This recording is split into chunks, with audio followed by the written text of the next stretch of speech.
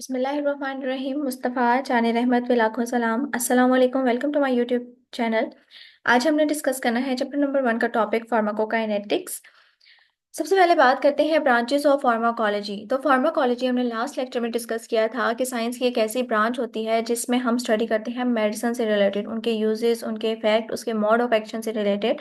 تو فارماکالوجی کی دو برانچز ہوتی ہیں، ایک ہوتی ہے فارماکوکائنیٹکس اور دوسری ہوتی ہے فارماکو ڈائنمکس۔ اب فارماکوکائنیٹکس میں کیا ہوتا ہے کہ جب ہم کوئی میڈیسن لیتے ہیں، کوئی ڈرگ لیتے ہیں، جب وہ میڈیسن ہماری باڈی کے اندر جاتی ہے تو ہماری باڈی اس میڈیسن کے ساتھ کیا کرتی ہے، ہماری باڈی اس میڈیسن کے اوپر کون کون سے افیکٹ شو کرتی ہے، اس کی اسٹڈی کو ہم کہتے ہیں فارماکوکائنیٹکس۔ اور اگر فارماکو ڈائنمکس کی بات کریں تو فارماکو ڈائنمکس میں جب ہم کوئی میڈیسن لیتے ہیں تو وہ میڈیسن ہماری باڈی کے اوپر کیا افیکٹ کرتی ہے اسے کہتے ہیں فارماکو ڈائنمکس۔ یعنی فارماکوکائنیٹکس میں ڈرگ کے اوپر باڈی کا افیکٹ اسٹڈی کیا جاتا ہے اور فارماکو ڈائنمک میں ڈرگ کا باڈی کے اوپر افیکٹ دیکھا جاتا ہے۔ یہ دو برانچز ہوتی ہیں فارماکالوجی کی۔ تو ڈسکس کرتے ہیں فارماکوکائنیٹکس کی۔ فارماکوکائنیٹکس میں جیسے کہ ہم نے اسٹڈی کیا کہ وہ برانچ ہوتی ہے فارماکالوجی کی جس میں ہم باڈی کا افیکٹ دیکھتے ہیں ڈرگ کے اوپر۔ اس میں 4 طریقے سے باڈی ڈرگ کے اوپر افیکٹ کرتی ہے: ابزارپشن کے ذریعے، ڈسٹریبیوشن، میٹابولزم اور ایکسکریشن۔ یہ 4 اسٹیپ اس میں فالو ہوتے ہیں جب بھی ڈرگ ہماری باڈی میں آتی ہے۔ سب سے پہلے بات کرتے ہیں ایبزارپشن۔ ایبزارپشن کا مطلب ہے کہ ڈرگ کا ہمارے بلڈ کے اندر جانا۔ یعنی جب ہم کوئی میڈیسن لیتے ہیں، جس روٹ سے، جس جگہ سے ہم نے وہ میڈیسن لی ہے، آیا کہ ہم نے وہ اورل روٹ کے ذریعے سے لی ہے یا ہم نے وہ انجیکشن کے ذریعے سے لی ہے یا ہم نے وہ اسکن کے اوپر اپلائی کی ہے، جس بھی میتھڈ سے یا جس بھی سائٹ سے ہم وہ ڈرگ لے رہے ہیں، اس سائٹ سے ڈرگ کا ہمارے بلڈ کے اندر جانا کہلاتا ہے ایبزارپشن۔ اب ڈرگ کی ایبزارپشن کے لیے ڈرگ کے کچھ کریکٹرسٹکس ہونے چاہیے، کچھ خصوصیات ہونے چاہیے۔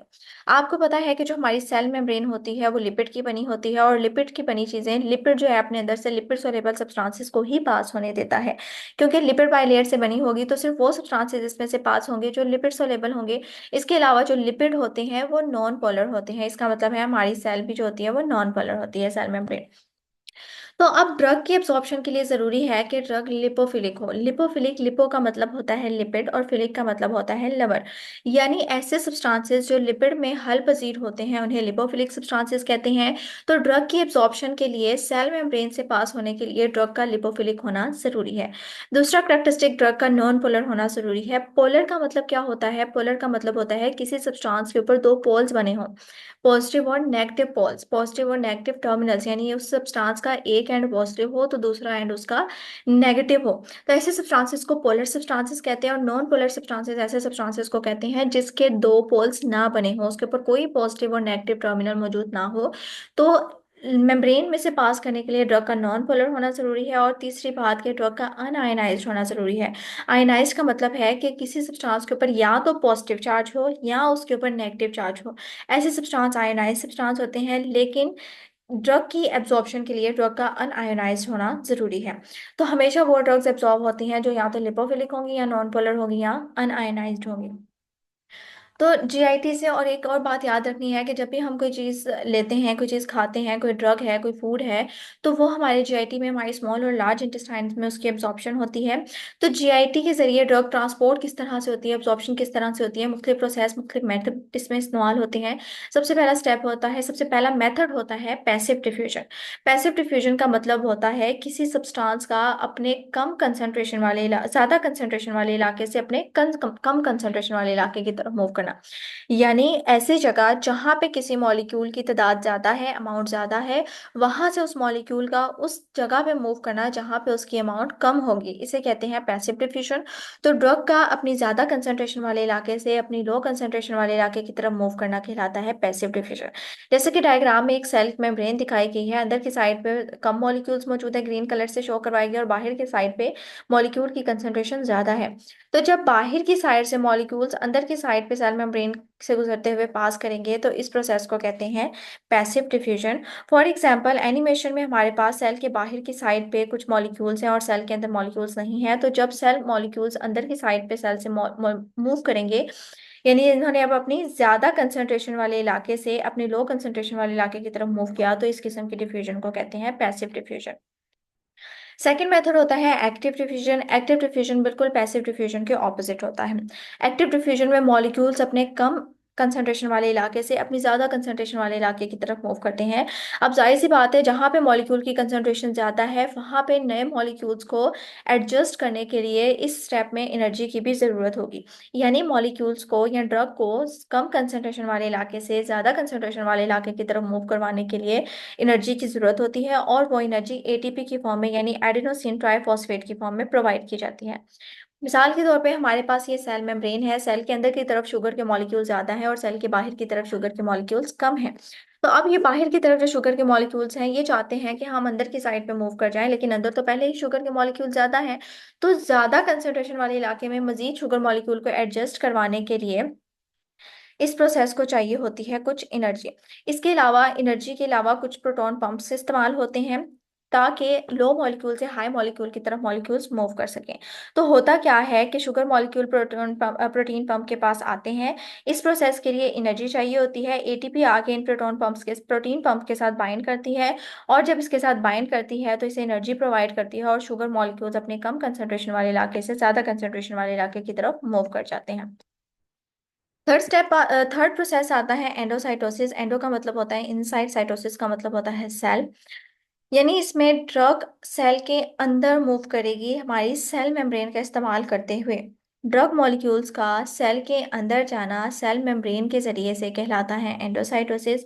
अब एंडोसाइटोसिस में होता क्या है कि सेल इनगल्फ करता है, निगलता है मॉलिक्यूल्स को। कैसे निकलता है कि जब भी कोई मॉलिक्यूल, कोई ड्रग मॉलिक्यूल हमारी सेल मेम्ब्रेन के पास आएगा, सेल मेम्ब्रेन अंदर की साइड पे थोड़ा सा मूव करेगी, वहां पे ड्रग मॉलिक्यूल को अपने अंदर लेगी और एक वेजिकल की फॉर्मेशन कर देगी। वो वेजिकल क्या करेगी, अंदर की तरफ पिंच ऑफ करेगी और सेल मेम्ब्रेन से उतर के सेल के अंदर मूव कर जाएगी। फॉर एग्जाम्पल ये हमें सेल दिखाया गया है। सेल के पास एक लिक्विड ड्रग मॉलिक्यूल आता है, सेल मेम्ब्रेन अंदर की साइड पे मूव करती है, एक वेजिकल बनाती है और उस मॉलिक्यूल को सेल के अंदर मूव करवा देती है। तो इस तरह के प्रोसेस को कहते हैं एंडोसाइटोसिस। फोर्थ प्रोसेस होता है एक्सोसाइटोसिस। एक्सोसाइटोसिस बिल्कुल एंडोसाइटोसिस के ऑपोजिट प्रोसेस होता है। अब जैसे एंडोसाइटोसिस, एक्सो का मतलब होता है आउटसाइड, साइटोसिस का मतलब होता है सेल। एंडोसाइटोसिस में ड्रग मॉलिक्यूल अंदर की साइड पे मूव कर रहे थे, लेकिन एक्सोसाइटोसिस में अब ड्रग मॉलिक्यूल क्या करेंगे, सेल से बाहर की तरफ मूव करेंगे सेल मेम्ब्रेन का इस्तेमाल करते हुए। इस प्रोसेस में क्या होता है कि हमारे सेल के अंदर कुछ सेक्रेटरी वेसिकल्स बनते हैं जिन्होंने सेल से बाहर निकलना होता है। वो सेक्रेटरी वेसिकल्स क्या करते हैं, बन के हमारे सेल मेम्ब्रेन के पास आते हैं, सेल मेम्ब्रेन बाहर की तरफ मूव करती है और उन सब्सटेंसेस को बाहर सेल से निकाल देती है। फॉर एग्जाम्पल ये सेल के अंदर एक सेक्रेटरी वेसिकल बना है, ये सेक्रेटरी वेसिकल जाएगी हमारी सेल मेम्ब्रेन के पास। जब सेल मेम्ब्रेन के पास जाएगी, सेल मेम्ब्रेन वहां से इसको ओपन करके मॉलिक्यूल्स को बाहर की तरफ मूव करवा देगी। फार्माकोकाइनेटिक्स में जो सेकंड स्टेप होता है वो होता है ड्रग डिस्ट्रीब्यूशन का। यानी अब एक बार हमारी जो ड्रग है वो एब्जॉर्ब हो गई है, ड्रग के एब्जॉर्ब होने के बाद अब काम होता है कि ड्रग का हमारे ब्लड से हमारे सेल्स या टिश्यूज में मूव करना। तो ड्रग डिस्ट्रीब्यूशन का मतलब होता है कि ड्रग का ब्लड से सेल या टिश्यूज के पास जाना, ये कहलाता है drug distribution. Drug distribution depend करता है ब्लड फ्लो के ऊपर। यानी बॉडी के वो पार्ट्स जिनको ब्लड ज़्यादा जाता है, जिनकी तरफ ब्लड फ्लो ज़्यादा होता है, ड्रग डिस्ट्रीब्यूशन उन साइड पे ज़्यादा होगी, जबकि बॉडी के वो वाले पार्ट जहाँ पे ब्लड फ्लो कम होता है वहाँ पे ड्रग कम डिस्ट्रीब्यूट होगी।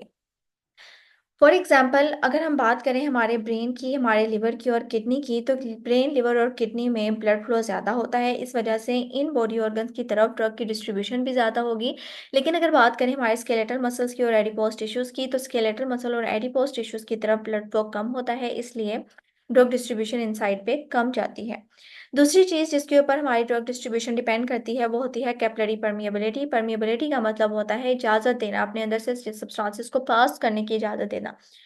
तो यहाँ पे क्या होता है, हमारी कैपिलरीज को जो सेल बना रहे होते हैं, ब्रेन की बात अगर करें तो ब्रेन की कैपिलरीज को जो सेल बना रहे होते हैं उन्हें एंडोथेलियल सेल्स कहते हैं।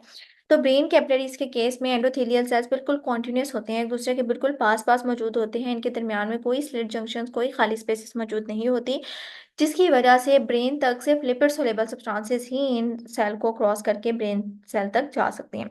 लेकिन अगर हम लिवर और स्प्लीन की बात करें तो लिवर और स्प्लीन में जो कैपिलरीज को एंडोथेलियल सेल्स बना रहे होते हैं वो बहुत डिसकॉन्टिन्यूस होते हैं, उनके दरमियान में खाली स्पेसेस मौजूद होती है।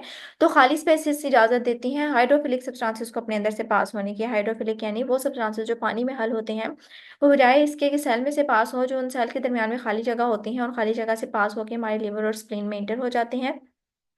जबकि जो सेल होते हैं उनसे लिपोफिलिक ड्रग्स जो है वो पास हो जाती हैं। यहाँ पे लाइन के आखिर में ब्रेन सेल लिखा हुआ है, सेकेंड पॉइंट में ये ब्रेन सेल नहीं आएगा, यहाँ पे can enter in liver and spleen आएगा। नेक्स्ट आता है binding of drug to plasma. अब जब हम कोई ड्रग इस्तेमाल करते हैं, जो ड्रग लेते हैं, तो वो हमारी प्लाज्मा प्रोटीन के साथ ड्रग की बाइंडिंग पे भी डिपेंड करती हैं। फॉर एग्जांपल, जब हम कोई ड्रग लेते हैं तो वो ड्रग, मिसाल के तौर पे हमने 250 mg ड्रग ली है, तो वो अपने साइट ऑफ एक्शन तक पहुंचते हुए 250 mg नहीं रहती, बल्कि वो कम हो जाती। कैसे? कि कुछ ड्रग्स ऐसी होती हैं जो हमारे ब्लड में मौजूद प्लाज्मा प्रोटीन के साथ बाइंड कर जाती हैं। प्लाज्मा किसे कहते हैं? हमारे ब्लड के दो पार्ट्स थे, एक होते हैं सेलुलर पार्ट और दूसरा होता है ए सेलुलर पार्ट। जो सेल का ए सेलुलर पार्ट होता है हमारे ब्लड सेल्स का, हमारे ब्लड का जो ए सेलुलर पार्ट होता है वो होता है प्लाज्मा, यानी फ्लूइड पार्ट जो होता है ब्लड का। इस प्लाज्मा में मुख्तलिफ किस्म की प्रोटीन्स पाई जाती है। तो जब हम कोई ड्रग लेते हैं, वो ड्रग आके हमारे प्लाज्मा में मौजूद प्रोटीन, जो कि मोस्टली एल्ब्यूमिन प्रोटीन होती है, उसके साथ बाइंड कर जाए, तो वो ड्रग इनएक्टिवेट हो जाती है। यानी ऐसी ड्रग जो हमारी प्लाज्मा प्रोटीन के साथ बाइंड करती है, वो ड्रग इनएक्टिवेट हो जाती है। और अब वो जो ड्रग प्लाज्मा प्रोटीन के साथ बाइंड करके वो किसी काम की नहीं, वो अपना कोई थेराप्यूटिक इफेक्ट शो नहीं करेगी। सिर्फ वो ड्रग्स अपना इफेक्ट शो करेंगी और सेल के अंदर जाके इंटर होंगी ब्लड से, जो हमारे प्लाज्मा प्रोटीन के साथ बाइंड नहीं करती। जो ड्रग्स फ्री होती हैं, सिर्फ वो हमारे सेल के अंदर इंटर हो सकती हैं और अपना इफेक्ट शो कर सकती हैं। जबकि वो ड्रग जो प्लाज्मा प्रोटीन के साथ बाइंड हो गया, वो इनएक्टिव हो गया, वो किसी काम की नहीं रही। तो मिसाल के तौर पे अगर हमारी बॉडी के अंदर 250 mg हमने एक टैबलेट ली है, तो वो 250 mg में से 50 mg मेडिसिन जो है, या 50 mg ड्रग जो है, वो हमारी प्लाज्मा प्रोटीन के साथ बाइंड होगी है। और वो जो प्लाज्मा प्रोटीन के साथ बाइंड होगी है, वो किसी काम की नहीं है। सिर्फ जो 200 mg फ्री है, वो जाके हमारे सेल के अंदर इंटर होगी। अपेरेंट वॉल्यूम ऑफ डिस्ट्रीब्यूशन का मतलब होता है वो वॉल्यूम, वो हुजम, जिसमें हमारी ब्लड का वो वॉल्यूम जिसमें हमारी ड्रग डिस्ट्रीब्यूट होती है हमारी बॉडी में, हमारे सेल और हमारे टिश्यूज तक, उसे कहते हैं apparent volume of distribution. Apparent volume of distribution को कैलकुलेट करने के लिए एक फॉर्मूला होता है वीडी। वीडी रिप्रेजेंट करता है volume of distribution is equal to dose administered, यानी जितनी हमने खुराक खाई है, जितनी हमने मेडिसिन ली है, over plasma concentration of drug. Plasma concentration of drug का मतलब है कि जितनी ड्रग उस प्लाज्मा के साथ बाइंड हुई है, उसे कहते हैं प्लाज्मा कंसंट्रेशन ऑफ ड्रग। तो अगर हमने मालूम करना है कि जो हमने ड्रग ली है उसमें से कितनी ड्रग हमारी बॉडी में डिस्ट्रीब्यूट हुई है, तो उसके लिए हम क्या फॉर्मूला लगाते हैं? Volume of distribution is equal to dose administer over plasma concentration of drug. For example, हमने जो डोज ली है, जो डोज एडमिनिस्टर की है, वो 200 mg हमने एक टैबलेट ली है। तो 200 mg को हम ऊपर लिखेंगे जहाँ पे डोज एडमिनिस्टर्ड है, और उस 200 mg में से जो 100 mg ड्रग है, वो जाके हमारी प्लाज्मा प्रोटीन के साथ बाइंड करके है। इसका मतलब प्लाज्मा कंसंट्रेशन ऑफ ड्रग कितनी हो गई? 100 mg। तो हम 200 mg यानी जितनी हमने डोज ली है उसको ऊपर लिखेंगे, और जो प्लाज्मा के साथ बाइंड हुई है यानी 100 mg, उसको नीचे लिखेंगे। दोनों को का रेशो निकालेंगे तो 100 और 200 को आपस में कैंसिल करेंगे, तो हमारे पास आंसर आएगा 2। तो यानी हमारा वॉल्यूम ऑफ डिस्ट्रीब्यूशन कितना होता है? 2। तो ये मेथड होता है निकालने का पेरेंट वॉल्यूम ऑफ डिस्ट्रीब्यूशन, कि कितनी वॉल्यूम, कितना ड्रग जो है वो हमारी बॉडी में डिस्ट्रीब्यूट हुई है।